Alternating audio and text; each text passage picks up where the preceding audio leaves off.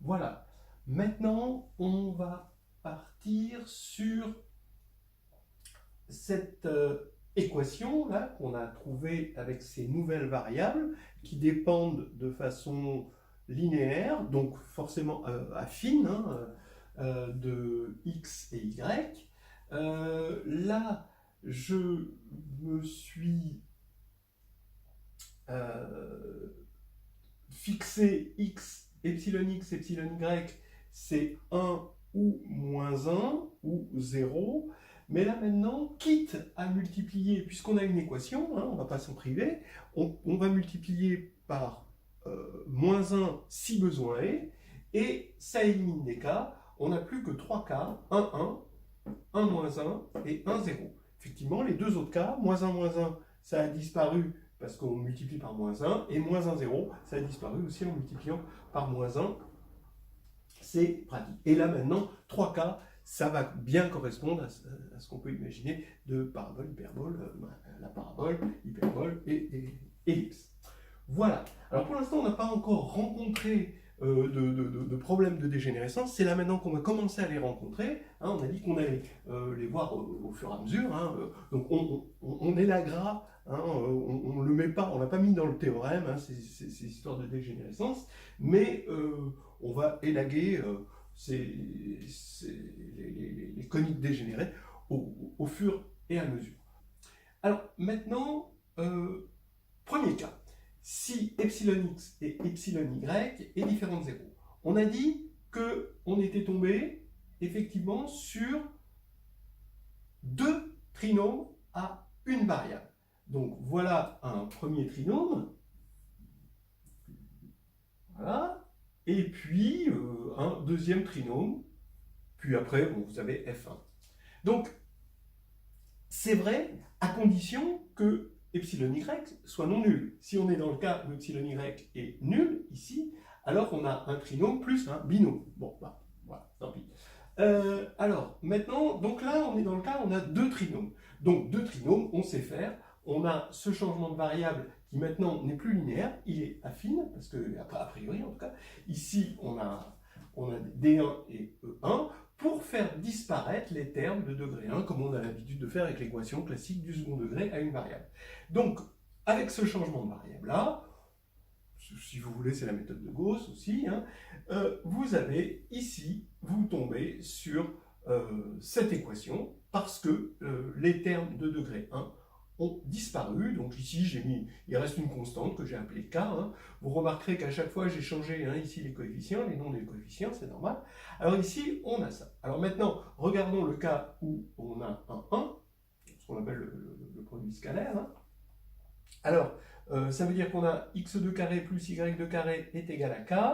Donc maintenant, c'est là qu'on va jeter le cas dégénéré. Qu'est-ce qu'on a comme cas dégénéré? Ben, si k égale 0, on n'a plus qu'un point, c'est dégénéré. Si k est négatif, ben, on a l'ensemble vide, c'est dégénéré. Ici, on va prendre k strictement positif, ce qui nous permet d'avoir ce changement de variable-là, qui est bien un bon changement de variable, hein, c'est bijectif. Et là maintenant, en divisant par k, en rentrant ce qu'il faut, on retombe sur la bonne équation qu'on voulait, qui est ici. Donc celle-là, c'est fait.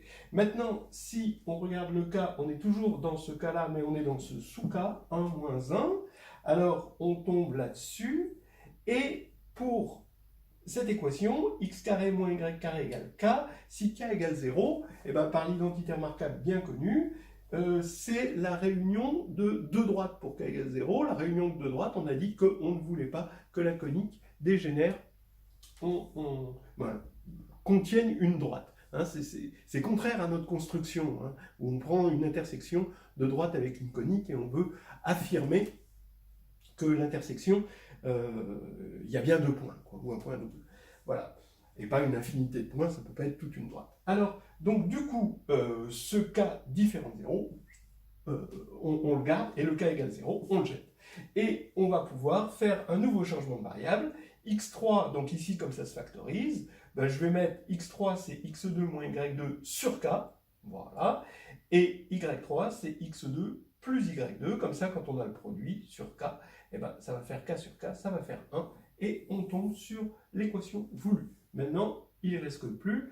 Donc ça, c'est fait. On va regarder. Maintenant, on va se concentrer sur le cas 1,0. Bien. Il nous reste à voir juste un cas 1. On a obtenu avec les différentes formes du théorème de Sylvester le cas de l'ellipse, le cas de l'hyperbole, et il reste à voir le cas de la parabole. C'est ce qui se passe lorsque, alors j'ai remis ici l'équation qu'on avait obtenue avec le premier changement de variable. Ici, on va avoir le cas, on regarde le cas où epsilon x, epsilon y égale 1, 0. Bon, alors dans ce cas-là, on a un trinôme en x et un binôme maintenant, puisque ça c'est éliminé en y. Donc on tombe sur, maintenant, avec l'élimination habituelle dans le trinôme du terme du milieu, hein, donc, qui est ici, y2 pour l'instant j'y touche pas, y1 j'y touche pas, y2 c'est égal à y1, et ici je tombe sur l'équation x2 carré plus e2y2 plus f2, c'est-à-dire que j'ai en fait éliminé cet objet-là. Voilà, j'ai ça.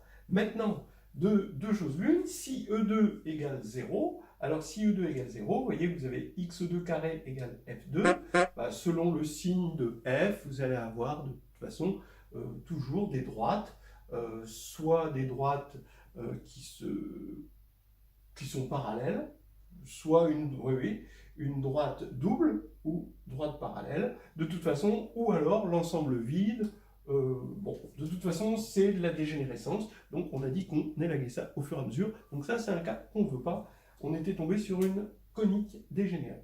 Alors maintenant, si E2 est différent de 0, donc là maintenant je prends x3, je garde maintenant x2, donc x3 égale x2, et y3 c'est moins E2, Y2, moins F2, donc ce qui se passe quand je vais passer ça de l'autre côté, et là c'est encore un bon changement de variable, parce que E2 étant différent de 0, ça va être bien bijectif, et linéaire, ils sont affines, parce qu'il y a F2, et donc on va avoir X3 au carré égale Y3, et ça on l'a obtenu. Voilà, donc peut-être que là, en toute logique, on a terminé de montrer le théorème, mais peut-être qu'au milieu de tous ces calculs, il y a des gens qui seraient un petit peu perdus. Il est où le magnou?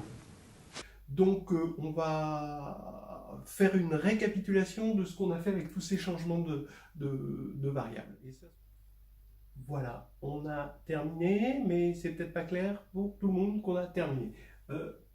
Qu'est-ce qu'on voulait montrer? On voulait montrer que si C est non dégénéré, alors il existe ce petit g qui est dans le groupe affine, donc c'est une bijection affine, qui envoie C0 sur C. C, c'est l'équation qu'on a ici, la conique d'équation qu'on a ici, et C0, c'est les coniques de forme normale. Voilà. Maintenant, on va prendre petit h de R2 dans R2, qui à XY donne X3, Y3. Donc XY, c'est les coordonnées au départ. X3, Y3, eh ben, ça a été donné en 3 coups, hein, c'est-à-dire d'abord on a défini X1, Y1, X2, Y2, X3, Y3. À chaque fois, c'était des transformations affines inversibles, donc des bijections affines. Donc la composée de bijections affines, c'est des bijections affines, et donc c'est H. Et H, c'est une bijection affine.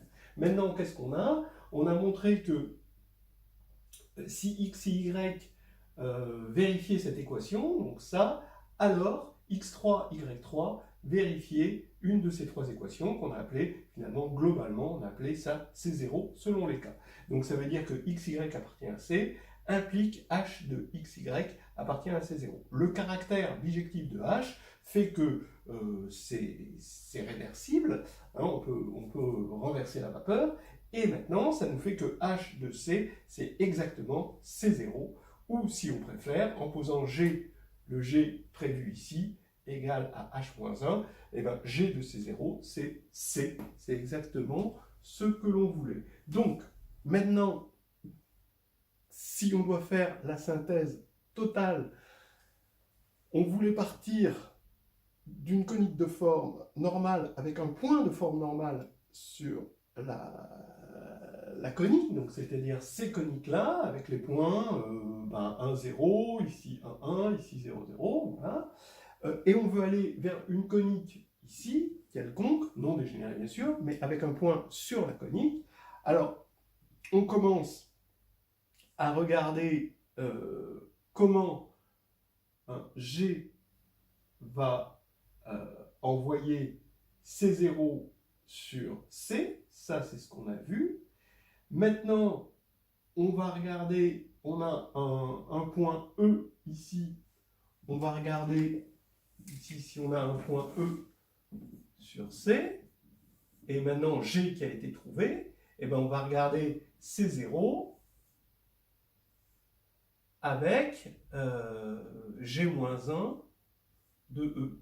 Et lui, parce qu'on avait vu avant, on peut le ramener à C0 avec le point E0 de forme normale, ce qu'on avait dit 1, 0, 1, 1 ou 0, 0. Voilà, donc globalement, on arrive à faire tout ceci.